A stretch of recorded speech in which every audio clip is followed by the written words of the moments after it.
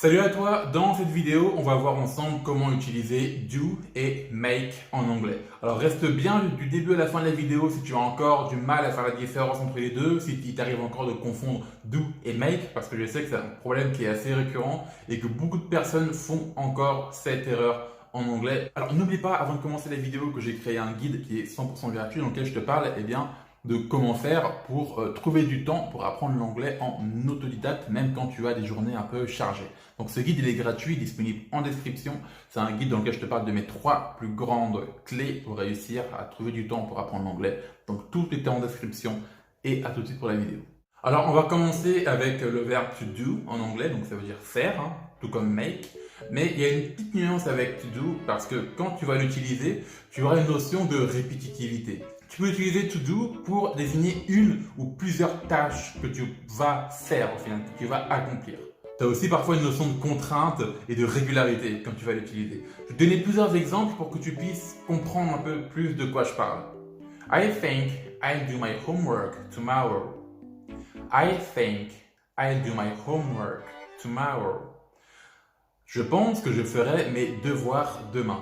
Alors, dans cette phrase, tu vois que I'll do my homework. Ok, mais homework, qu'est-ce que ça veut dire? Ça veut dire mes devoirs. Donc c'est assez généraliste. C'est pas forcément un seul devoir. C'est le fait de faire plusieurs devoirs et que tu te rends compte qu'il y a aussi une notion de régularité dans le sens où quand tu fais tes homework, eh bien en général tu ne fais pas ça juste une fois dans l'année. Donc c'est quelque chose qui est assez régulier. I'll do my homework tomorrow. Tell Larry and John to do the shopping. Tell Larry and John to do the shopping.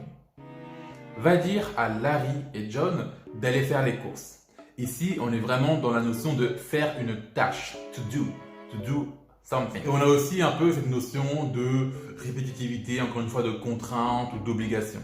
I do some workout every morning at 6. I do some workout every morning at 6. Je fais un peu de sport tous les matins à 6 heures. Encore une fois, là, la répétitivité, la notion d'obligation, encore une fois, un petit peu, faire ton sport, c'est un petit peu comme ta tâche quotidienne. So, I do my workouts every morning at 6. Alors, avec to do, on a vu que c'était pour désigner des choses qui n'étaient pas forcément très concrètes, des choses un peu, pas superficielles, mais pas très précises, on va dire. Faire les courses, faire mes devoirs, faire un peu de sport. Ce sont des choses qui ne sont pas forcément tangibles. Alors que quand tu vas utiliser to make, qui veut dire encore une fois faire, tu as plus la notion de fabriquer quelque chose. Tu as la notion de créer quelque chose de beaucoup plus concret. Je vais te donner quelques exemples pour que tu puisses un peu mieux comprendre. I would like to make a coffee, but the machine is broken. I would like to make a coffee, but the machine is broken. Ici, ça veut dire j'aimerais faire un café, mais la machine est cassée. Ça veut dire que je ne peux pas faire ton café. Ici, j'ai utilisé to make et pas to do a coffee parce que l'idée c'est de créer, de fabriquer en quelque sorte, de concevoir un petit peu ton petit café du matin. Donc quand tu le fais, ton café n'existe pas au début et c'est toi-même qui le fais, tu le fabriques un petit peu toi-même en appuyant sur un bouton de la machine. They asked me if you've already made the cake for John's birthday. They asked me if you've already made the cake for John's birthday. L'idée, encore une fois, ici, c'est de faire un gâteau, dans le sens de fabriquer, donc d'avoir des ingrédients pour le concevoir, ce gâteau, et donc le préparer. Alors, la traduction, c'est ils m'ont demandé si tu as déjà fait le gâteau pour l'anniversaire de John. She's making a new pair of boots with her bare hands. She's making a new pair of boots with her bare hands. Elle est en train de fabriquer une nouvelle paire de bottes à main nue. Alors l'idée, encore une fois, c'est de fabriquer, de concevoir quelque chose, en l'occurrence une paire de bottes. I have been making bacon and eggs for you all since 7:30.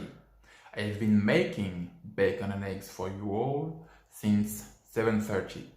Encore une fois, I have been making, j'étais en train de faire. Bon, les bacon eggs, c'est des œufs avec du bacon. J'ai cuisiné, si tu veux, du bacon et des œufs pour vous tous depuis 7h30 du matin.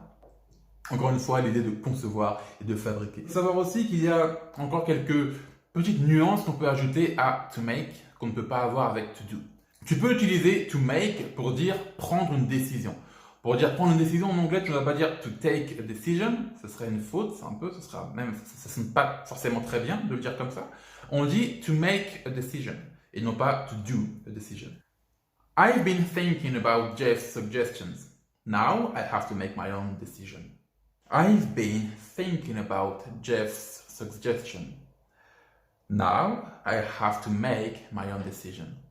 J'étais en train de penser à la suggestion de John et maintenant je dois prendre ma propre décision. On peut aussi utiliser to make pour des expressions comme faire de l'argent. To make money.